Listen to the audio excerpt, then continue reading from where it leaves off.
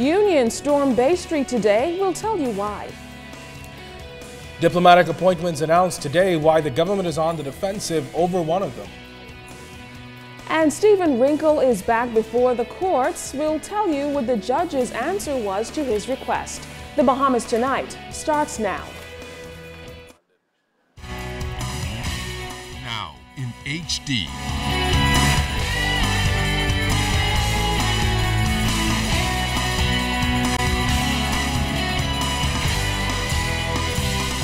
ZNS Network presents The Bahamas Tonight. This segment of the news is brought to you by BTC, powered by Lime.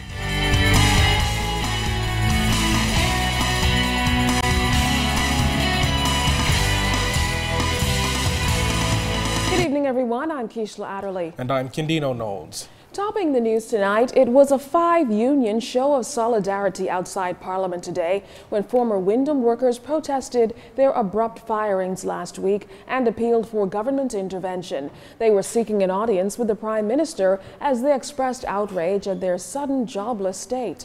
Things got a little heated this morning when the group refused police orders to move their protests to Rawson Square, and opponents contesting the upcoming hotel union elections clashed.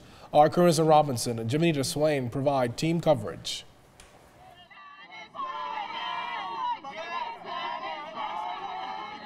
And with that song of solidarity, Hotel Workers Union President Nicole Martin refused to move her protests from Parliament's doors as she spoke to Labour Minister Shane Gibson. But Mr. Gibson told reporters today that there isn't anything much the government can do about the situation between the union and Baha Mar. You don't want me to tell them something today to make them feel good anymore. I can't deliver on it. I don't own Baha Mar. I can give the assurance that we will be doing everything within our power to make sure that workers are not made redundant unreasonably, that we will have this matter investigated to see whether or not the redundancy is actually justified. Those words did not sit well with Ms. Martin. Here's what she had to say. It seemed like the government, through its comments, is attempting to get out of this. But you know what? The union does have a role to play. We were disrespected. We took our fight to where we thought we would get answers, because these are members of the union. More important, they're Bahamian citizens who would have elected a government who we expect to act on our behalf, not to make excuses. And these former workers are not having it at all. When the time comes for us to wait, we just wait. Ben, we didn't have to come here to ask them to wait. They hire us, so we need our years of service paid. We don't need no stipulation on our money, sweet girl. Okay? Yes, I was laid off, and I would like all of my money for the 17 years I've been in. Right now, today, it seems like they're trying to take away the power from the union. I believe that what the hotels are trying to do today, they are trying to get rid of the union and make everything exclusive. Now, Ms. Martin was not alone in her fight. She was joined by other union representatives. They're calling on the government now to believe and to do what it is that they need to do to ensure that these 140 workers are dealt with in the right way. So we ask them to believe in those 140 workers that were terminated, to believe in the city market workers who still have not gotten due justice. We are sick and tired of the poor man being hurt. And when the Prime Minister finally arrived at Parliament this morning, union leaders along with members swarmed him, demanding answers.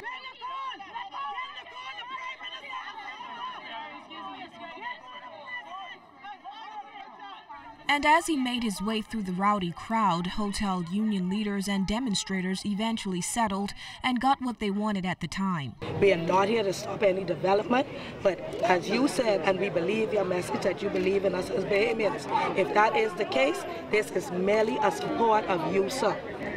I appreciate that. The fact of the matter is that the government has an obligation to represent as strongly as possible people who are placed in a position of workers who, without notice, were let go.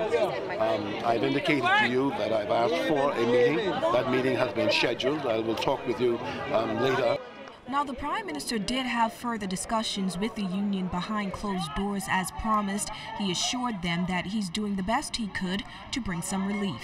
Now, there is another side to this story. We now go to our Jimmy Swain, who spoke to Team Destiny leader Dave Beckford, who says Ms. Martin is just grandstanding. Yes, Charisma, both Martin and Beckford exchanged heated words, with Martin demanding that Beckford leave union politics out of this issue. It's not for union politics. It is not. I don't have this diminished to that. This is not about the union politics. Let these fellas go and get elected, but not exploit the Bahamian people. Tell them go away. Harsh words from Union President Nicole Martin for her opponent Dave Beckford, who is seeking the presidency. Beckford was questioning how Martin intended to hold Wyndham accountable for terminations if the industrial agreement it had with the union was never registered. He also challenged Martin to come clean with workers about their future with the resort. From what I understand, Bahama has the option to close the hotel down 1 year prior to the grand opening in 2014. What is also very important, and I think that Ms. Martin should have called a special call meeting to properly inform the members about the future of their employment at Wyndham, because the industrial agreement was never registered. It was their responsibility to ensure that the agreement is registered, because if it's not registered, it's not enforceable. Martin clarified the position on the industrial agreement, while Labor Minister Shane Gibson said the industrial agreement was not registered because the Industrial Tribunal refused to do so. The industrial agreement wasn't registered since 2008. But we were living in the spirit of that agreement up until last week. We have since amended the law to allow for the registration of industrial agreements by the Registrar of Trade Unions rather than with the tribunal, because we saw the problems. We saw where about maybe 70 to 80% of the unions could not get the industrial agreements registered simply because the tribunal, for various reasons, did not register them. And so we've corrected that problem already. Opposition leader Dr. Hubert Minnis says he plans to follow this issue. We will watch this closely to ensure that due diligence takes place. That is why laws are there. We have laws to protect everybody, and we must ensure that the laws are enforced and the laws are followed. This is the second demonstration in less than a week, and it will be interesting to see how much further this fight for workers will go. Jimmy Swain, ZNS Network News.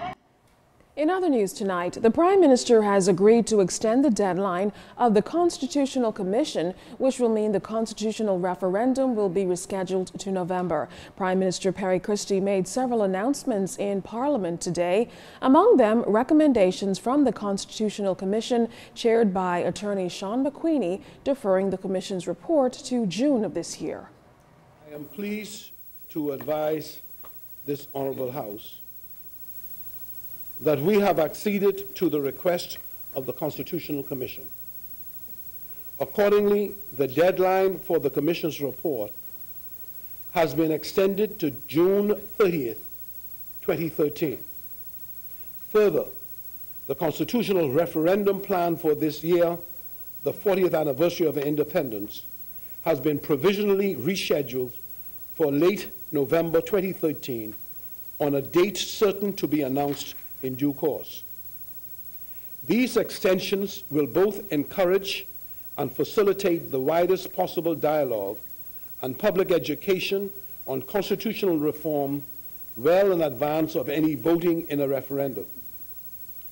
It should be noted, Mr. Speaker, that this weekend past, the Commission launched its town hall-style public consultations with 4 separate meetings in Grand Bahama.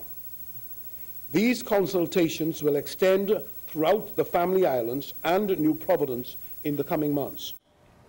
Also in the House of Assembly this afternoon, member for Baines and Grantstown and Minister of National Security, Dr. Bernard Nottage, addressing the recent deaths of 2 men while in police custody. The first occurred on Friday, February 8th, when 33-year-old Jamie Jamiko Smith died while he was in custody at the Central Detective Unit for questioning. In a separate incident on February 9th, 21-year-old Aaron Roll died in a cell while in custody at the Southern Police Station.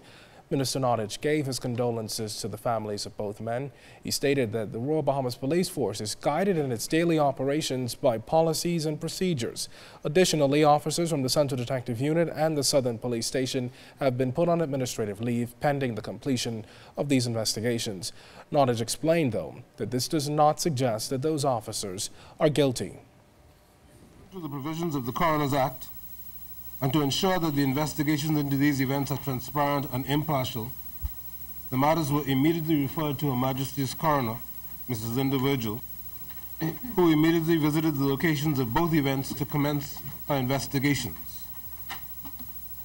Mr. Speaker, as the matters are now the subject of judicial inquests, public statements by me as Minister and by the police force must be limited to ensure that the inquest proceedings are not prejudiced. As the Minister for National Security, I give my personal assurance to the Bahamian people that your government remains committed to ensuring that the constitutional rights of all citizens and residents are protected. The Prime Minister formally announced the latest round of diplomatic appointees this afternoon, detailing who will serve as heads of missions and consular offices abroad. Prime Minister Christie also used the opportunity to defend the appointments, particularly that of a former Progressive Liberal Party senator to the post of Consul General. Well, joining us now is Andrew Knowles with the latest on these recent appointments, which, as we understand, already sparked some criticisms. Andrew, can you tell us a little bit more about what's happening?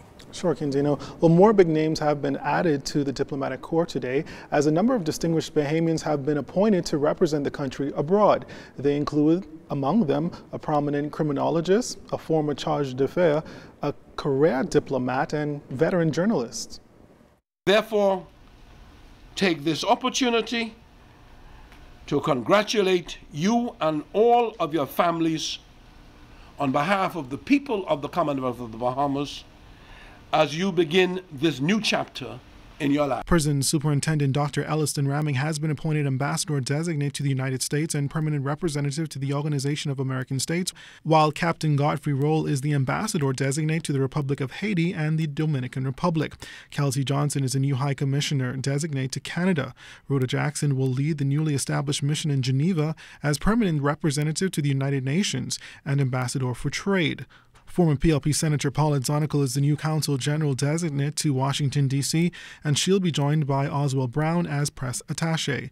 But the appointments came amidst controversy. Last week, the names were apparently prematurely released to the media without authorization. It should not have happened, and I've taken the necessary steps, I think, to avoid something like this happening again. Such is the state, of course, of our relationship with the media that even though there was a notice to pull back stating that it was unauthorized, no one observed the pullback.